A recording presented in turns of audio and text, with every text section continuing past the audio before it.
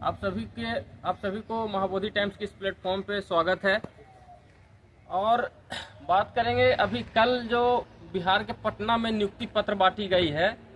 जो खेल जगत से जुड़े हुए जितने भी हमारे स्टेट के जो निवासी हैं और जितने भी जो खेल से जुड़े हुए खिलाड़ी लोग हैं, उन लोगों को बिहार सरकार ने नियुक्ति देने का काम किया है। किसी को दरोगा बनाने का काम किया है, किसी को बीपीआरओ बनाने का काम किया है।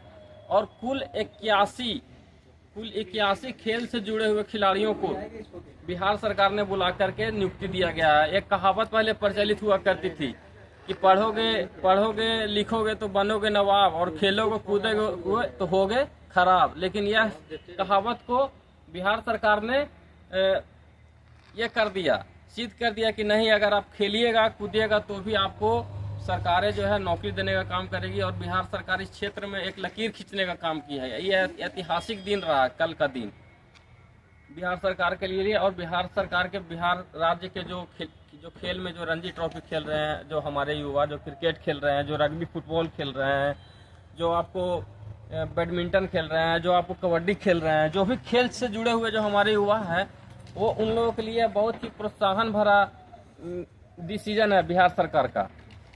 क्योंकि देखिए, खेल में अगर आप अंतर्राष्ट्रीय लेवल पे बहुत ज़्यादा बड़ा प्रदर्शन नहीं कर पाते हैं, या फिर प्रदर्शन भी आपका एक लिमिट तक होता है कि आपने 35 साल तक खेल का प्रतिनिधित्व किया, लेकिन 40 साल के बाद आपको एक रिटायरमेंट का समय आ जाता है। खेल से जुड़ी हुई जो चीज़ें हैं, जैसे आपको MS धोनी, उन्होंने जब क्रिकेट से संन्यास लिया, उससे पूर्व भी उनको सेना से ऑफर आ चुका था और उन्होंने सेना में वो सेवा दे रहे हैं।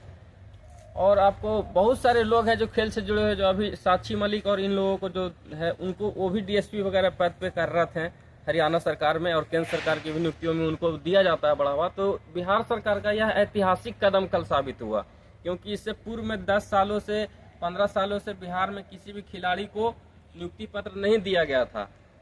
जो जितने बड़े लेवल पे खेल चुके हैं, जिनकी जितनी क्वालिफिकेशन है, उस आधार पर किसी को पदाधिकारी बनाया गया है। जैसे प्रखंड पंचायत विकास पदाधिकारी अभी बनाया गया है, BPRO उसको शायद हिंदी इंग्लिश में बोलते हैं। और महिलाओं का संख्या इसमें बहुत ज़्यादा है। जो महिलाएं हमारी जो बहनें खेल से जुड़ी हुई हैं, उनको भी दरोगा बनाया गया और अन्य पदों पे उनको नियुक्ति दी गई है। और अभी तो बिहार में नौकरी का सीरीज चल रहा है, बिल्कुल एकदम क्रांतिकारी स्टेट है। रिकॉर्ड है बिहार में कि किसी भी राज्य में आज तक एक बार में 1.5 लाख 1.25 लाख शिक्षकों की नियुक्ति नहीं हुई है। कोई भारत के इतिहास में और भारत के किसी राज्य में आज तक ये नहीं हुआ है। सोचिए, एक बार में यहाँ सफोकेशन होकर के जो है गिर जा रहे हैं युवक। इतनी नौकरियां बांटी जा रही है, कैंप में लाइन लगे हुए, लाइन सोचिए ये। और मीडिया के लिए यह सवाल नहीं है, और यहाँ के लोगों के लिए यह मुद्दा नहीं है। अभी लोगों को तो नीतीश कुमार जी का मूर्ति बना करके भगवान बना देना चाहिए था। इस देश में जो है लुच्चे लफंगों को मूर्ति बना करके और माला पहनाया जाता है, बलात्कारियों को जेल से छुड़वा दिया जाता है, दंगाइयों को यहाँ माला पहनाया जाता है। हजारीबाग के जो सांसद हैं, वो जो कौन है, यशवंत सिन्हा के बेटे जयंत सिन्हा है ना नाम जी, वो हजारीबाग में जब कुछ लोग दंगाई निकलते हैं तो वो उनको माला पहनाया जाता है। तो बिहार सरकार में 1.5 लाख उसमें दिया गया, और अभी फिर आपको 1 लाख नियुक्ति पत्र बांटी जा रही है शिक्षकों की।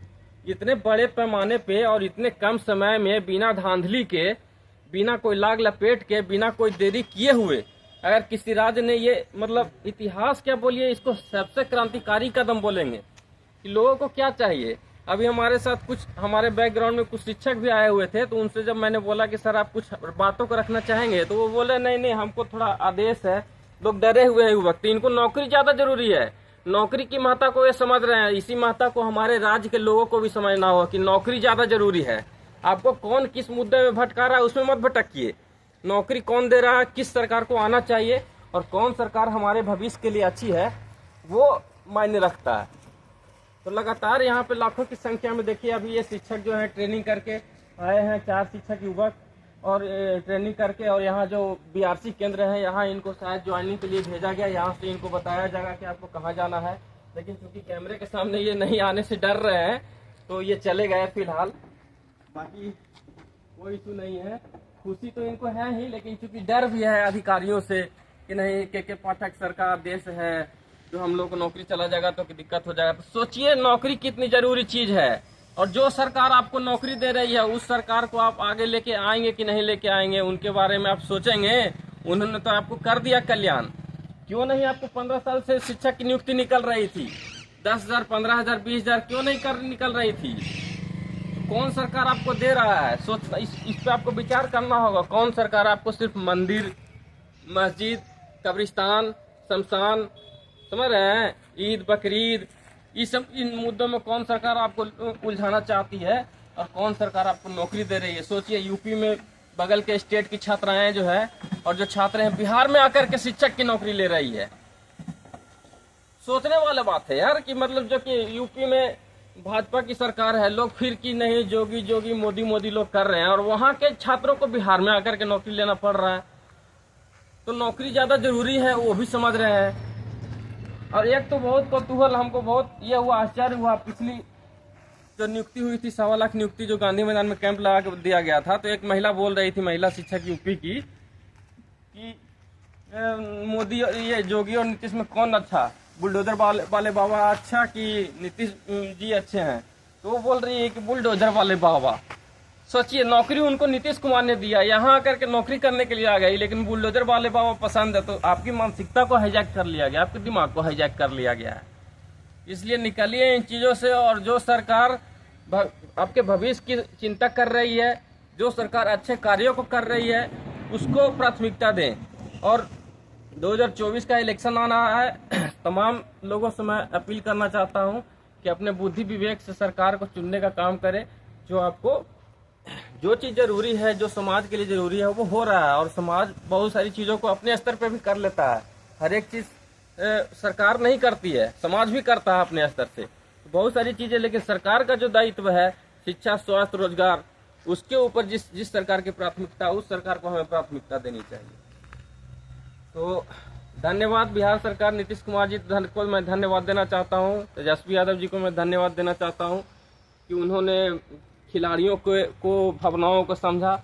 और अभी एक मुद्दा और आ रहा है, एक्चुअली मैं एक मुद्दे पर और बोलना चाह रहा हूँ कि कल हुआ यहाँ पे रणजी ट्रॉफी बिहार के पटना में मोइनुल हक स्टेडियम में, और 27 सालों से वहाँ एक भी ऐसे मैच नहीं हो रहे हैं। तो बिहार सरकार की उदासीनता यहाँ पे नजर आई और लोगों ने इसको बहुत उछाला। लेकिन यहाँ पे देखिए, सरकार में कमी हो जाती है, लेकिन मोइनुल हक स्टेडियम को बनाने के लिए पिछले 2 साल से न्यूज वगैरह चल रहा है। मीडिया कैसे सरकारों को प्रमोट करती है या फिर मुद्दे बीच बीच में आते हैं कि इसका नवीनीकरण होगा, इसका सौंदर्यीकरण होगा, लेकिन वो हो नहीं पाया। और अभी तक वो प्रोजेक्ट, लेकिन लगातार तेजस्वी यादव भी पिछले महीने भी या फिर बोलते आए हैं कि मोइनुल हक स्टेडियम को हम लोग अंतर्राष्ट्रीय स्टेडियम बनाने का काम करेंगे। तो वो अभी काम हुआ कि नहीं हुआ, कहाँ होगा, वो कहाँ पे है पता नहीं है। लेकिन जब फिलहाल वहाँ पे मैच भी होने गया था तो सरकार को थोड़ा साफ सफाई करवा देना चाहिए था। वहाँ पे झाड़ियाँ हैं, वहाँ पे गंदगी है, वहाँ बैठने की ठीक से व्यवस्था नहीं थी, तो इसको लेकर के आए हैं। लेकिन इन सब मुद्दों पे मत जाइएगा। स्टेडियम आपको नालंदा में भी नीतीश कुमार जी बना दिए हैं, हेरिटेज। अब मोइनुल हक स्टेडियम का भी नवीनीकरण होगा, समझ रहे हैं? आपको क्या मतलब, नरेंद्र मोदी जी का गुजरात में जब कोई आता है देश विदेश से, और जब जो नया क्योटो जो बोलते हैं मोदी जी बनारस को, तो वहाँ पे नालियों के ऊपर पर्दे लगाए जाते हैं, रोडों के ऊपर बाउंड्री बना दिए जाते हैं। तो गरीबी को छुपाने का काम नहीं है। ठीक है, जनता सरकार से गलती हो गई, लेकिन इतनी बड़ी गलती नहीं है कि उसकी सजा ये है कि उसको आप सत्ता से बेदखल कर दें। समझ रहे हैं? जिसने इतनी नौकरियां बांटी, रिकॉर्ड नौकरियां बांटी, उसको एक छोटा सा अगर मान ली कि अधिकारी का गलती नहीं है या जो कर्मचारी का गलती नहीं है कि रिपोर्ट करना था कि सर इसको करवा दिया जाए, अपने स्तर से क्या अधिकारी का इतना नहीं है? अपने स्तर से आप कार खरीद लेते हैं, अपने स्तर से आप एसी खरीद लेते हैं अपने ऑफिस में, लेकिन ये आपको नहीं। देखिए, तो सरकार की में जो बैठे हुए जो लोग होते हैं, जो कर्मचारी अधिकारी होते हैं, वो भी सरकार को बदनाम करना चाहते हैं, समझ रहे हैं? और सरकारी चीजों पे हमेशा ये आरोप भी लगता आया है कि नहीं सरकारी लोग बैठ करके काम करता है। तो सरकार का दायित्व है उनको काम देना, और काम दीजिएगा तो काम करवे करेगा लोग, जो क्लियर है, समझ रहे हैं? तो काम भी उन लोगों को दीजिए, और जो करता है गलत उसके ऊपर जिम्मेवारी सेट करिए कि हाँ भैया तुमने गलत किया तो तुम्हारा इतना ये होगा वो होगा। तो फिलहाल धन्यवाद। जय हिंद, जय भारत, जय जोहार।